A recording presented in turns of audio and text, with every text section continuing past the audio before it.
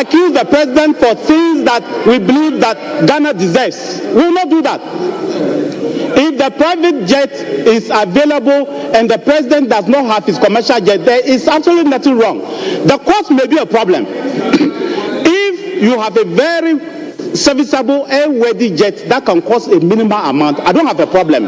If you decide to go for a very expensive jet, I may criticize you, but I will not criticize the president of the Republic of Ghana for traveling on a private jet just because we want to do politics. I will not do that. I will not. But in this case, my brother and my friend, the jet of the president is very serviceable.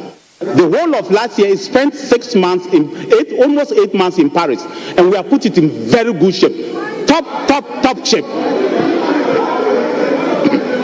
And so there is no excuse for the president to be traveling around the world and say that he will not use that jet. There may be something. He should tell us better reasons. But like I said, I wish you didn't go to that direction, because I would not have spoken about it. I don't think it's necessary to be dragging the armed forces and the access of the armed forces into parliament every day and be criticizing. I will never have done that. But next time, I pray you don't go into that direction. Thank you, Mr. Speaker. Yes. Mr. Members. Yes. Mr. Speaker. I didn't. Mr. Speaker. No, sir. Mr. Speaker. It's a very important member of the House. I'll allow you and allow Honorable. I made it quite Mr. Speaker, I made it quite clear. He spoke. I have to go here. Yeah, but both of us are in leadership. Don't worry. I'll give you the opportunity. Mr. Speaker. Yes, Honorable. I made it quite clear that the trip which you announced the president embarked on, he went on a commercial flight. Mr. Speaker, I forgive you. Mr. Speaker, it is very, very rich of the former defense minister who sat there, and President Akufo-Addo traveled on countless occasions on very expensive private jets, is today telling us that our jet is fit for purpose. So how come you couldn't put the former president on the same jet flight? Immediately you left office, the jet has become serviceable. Very, very rich. The jet only became serviceable for a president when you left office. Isn't that telling? You want him to take that jet? How come President Akufo-Addo never took that jet? In any case, Mr. Speaker, hold on. Mr. Speaker, the fact is that President Mahama is different from President Akufo-Addo. I'm saying that. I'm telling you that President Mahama went on the trip for which has been announced on a commercial jet, a commercial flight. President Akufo-Addo never takes that.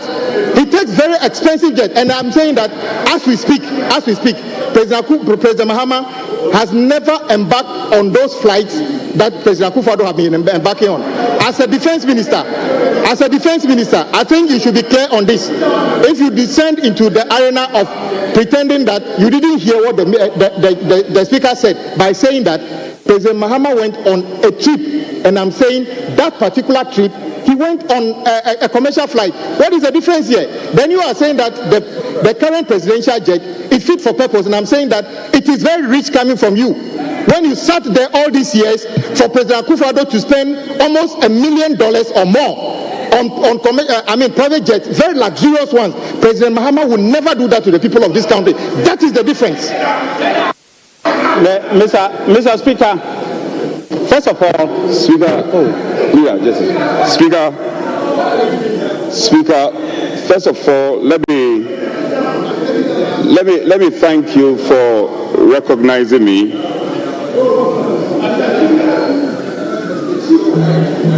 Speaker, I think a simple matter was raised by a former leader of this House about the composition of your leadership.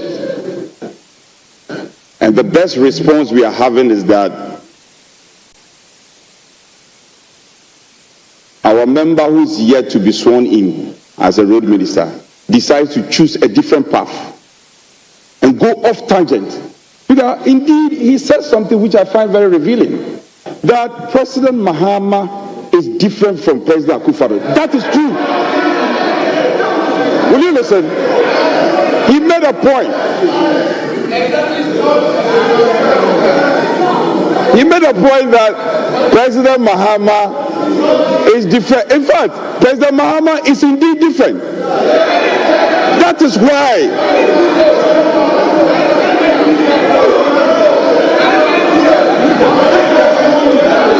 I'll respond to it. That is why President Akufo-Addo will not travel on a flight owned by his brother. A flight owned by his brother, he will not. So yeah, the point he made about the difference between the two personalities. Yes, President Mahama will gladly travel on his brother's flights, but Akufo-Addo will travel on a flight owned by the state. That is the difference. That is the difference, and you are refusing to recognize. So yeah, let me caution my colleague. Let me caution. You see this your attitude. You see your attitude. When you speak, you will listen to others to speak. Honorable Leader.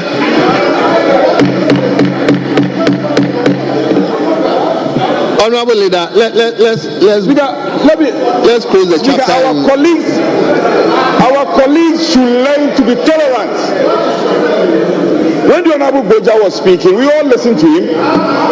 Why can't you be tolerant? Honorable Leader, listen to wisdom. Honorable Leader, listen to the wisdom.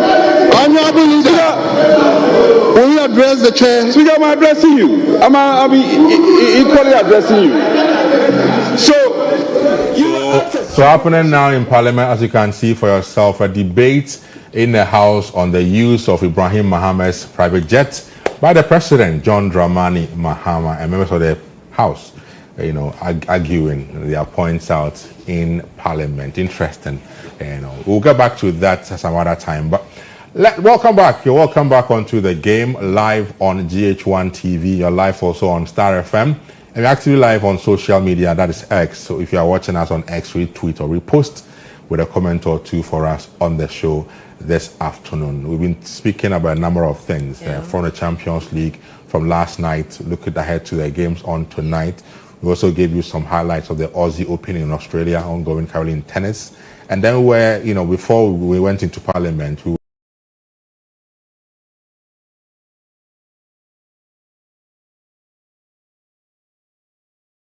we're giving you a snippet of our interview this morning with the member of Parliament for Boeing, Kofi Adams, who has been nominated for the Sports Ministry by the President, and he was making some interesting points. We have to break in and go to Parliament. I'm sure Monica, my colleague, is still here. You listen to part of the interview with but the fact that he tells our colleague Lantam that he doesn't want to speak about sports. I mean, you are the minister designate for the ministry, so you should know that we certainly want to know more about sports from you that you have put together that you want, because certainly you're going to be approved. Absolutely. And you're going to be there. And I love the part that he also mentioned that sports is not football, and it's not all about sports, is not all about the Black Stars. So it's an opportunity to give to the other lesser known sports, give attention to them, and make sure that develops as well into the limelight. Because at the end of the day, if all is on the same level, we're certainly going to get revenue from all these sporting disciplines, and not only the Black Stars. Because mind you, we've been investing in the Black Stars for a very long time, and nothing much is even coming out from it anyway. So developing the other sports as well gives the opportunity for more revenue to come into the ministry as well to help develop sports in the country.